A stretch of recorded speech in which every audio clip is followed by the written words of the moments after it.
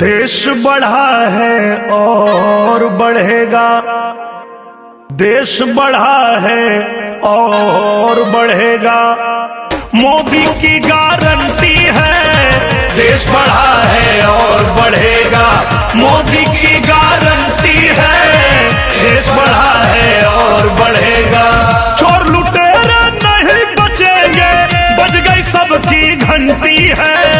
देश बढ़ा है और बढ़ेगा, देश बढ़ा है और बढ़ेगा, मोदी की गारंटी है। देश बढ़ा है और बढ़ेगा, मोदी की गारंटी है। देश बढ़ा है और बढ़ेगा।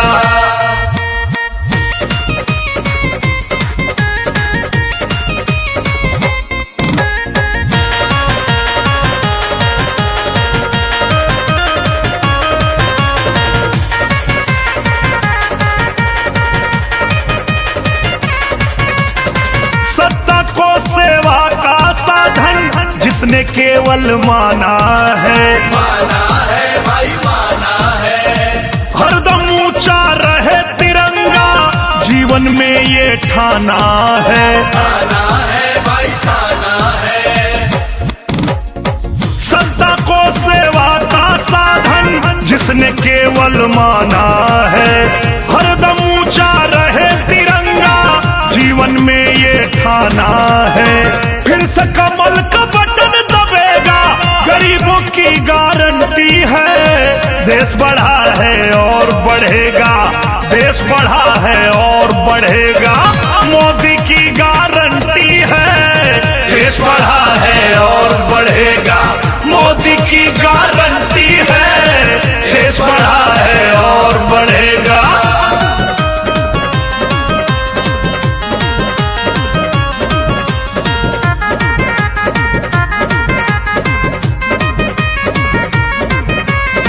सर पे पक्का छत है देखो, घर घर नल लगवाया है, लगवाया है।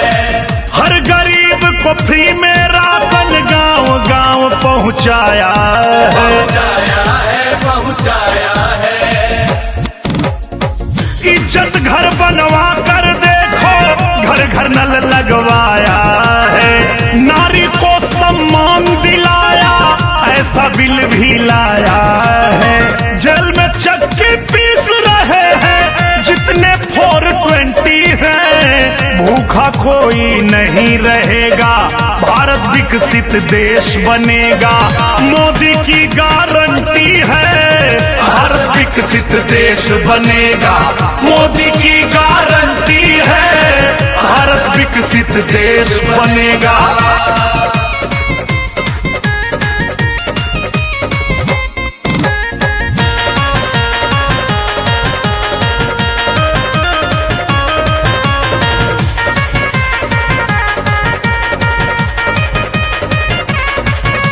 रोजगार के अवसर बढ़ गए, सबकी बड़ी कमाई है, सबकी बड़ी कमाई है। आयुष्मान से स्वास्थ्य सुरक्षा, फ्री में मिली दवाई है, फ्री में मिली दवाई है। सबसे बड़ी गरीब की जाति दुनिया ने ये माना है, हर गरीब को सुविधा देंगे, मोदी ने ये ठाना है। कश्मीर से जिसने हटाया, देखो 370 है। भारत विकसित देश बनेगा, भारत विकसित राष्ट्र बनेगा, मोदी की गारंटी है। भारत विकसित देश बनेगा, मोदी की गारंटी है। भारत विकसित देश बनेगा।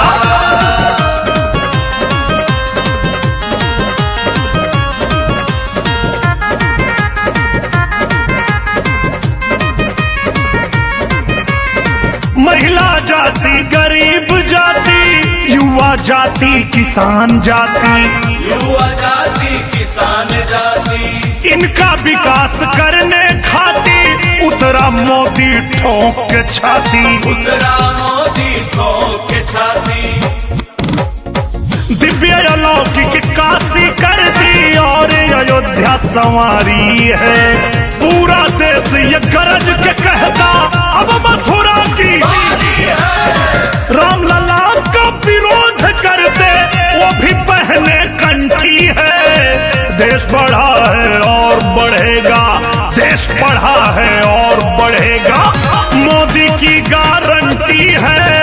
देश बढ़ा है और बढ़ेगा, मोदी की गारंटी है। देश बढ़ा है और बढ़ेगा, सारी गारंटी पूरी होगी, सारी गारंटी पूरी होगी,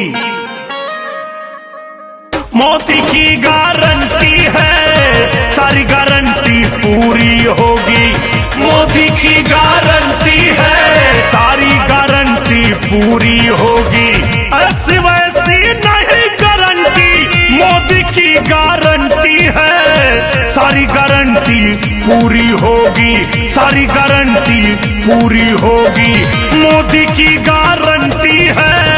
भारत विकसित देश बनेगा, मोदी की गारंटी है। कोई भूखा नहीं रहेगा, मोदी की गारंटी है। देश बढ़ा है और बढ़ेगा, मोदी की गारंटी है। किसान मेरा और बढ़ेगा, मोदी की गारंटी है। युवा मेरा और बढ़ेगा, मोदी की गारंटी है। भारत विकसित देश बनेगा। जब मोदी जी ने कहा कि हम सुविधा बांटने में कोई भेद नहीं करेंगे, तो इस देश के लोगों ने भी कहा कि अगर हमें सुविधा बांटने में मोदी जी भेद नहीं करेंगे तो हम भी मोदी जी के झोली में छेद नहीं करेंगे। तो अब लोगों की एक गारंटी आई है, क्या? फिर मोदी सरकार बनेगी, देखो फिर एक बार बनेगी, महिलाओं की गारंटी है। मोदी की सरकार बनेगी, युवाओं की गारंटी है। अब की 400 पार करेगी, देश की गारंटी है। हाँ, तीसरी बार बनेगी, भारत की गारंटी है। पूरा दुनिया में आज हमारा देश जिस तरह से आगे बढ़ रहा है, ताकतवर बन रहा है, अपने देश को ताकतवर बनाना है तो कमल का बटन, भारत को विश्व गुरु बनाना है तो कमल का बटन, महिलाओं को सम्मान दिलाना है तो कमल का बटन, किसान के खाते में सीधे पैसा पहुंचाना है तो कमल का बटन, गुंडे माफियाओं का छक्का छुड़ाना है तो कमल का बटन, हर गरीब के घर में फ्री राशन पहुंचाना है तो कमल का बटन, हर घर में नल से जल पहुंचाना है तो कमल का बटन, गुंडे माफिया चोर उचक्के इनको जेल के अंदर सड़ाना है तो कमल का बटन, अपने दुश्मन देश को भारत की ताकत बताना है तो कमल का बटन, 370 अयोध्या धाम, काशी धाम, मथुरा धाम, ऐसे बड़े से बड़े कड़े फैसले लेकर हिंदुस्तान को उसकी असली पहचान दिलाना है तो कमल का बटन।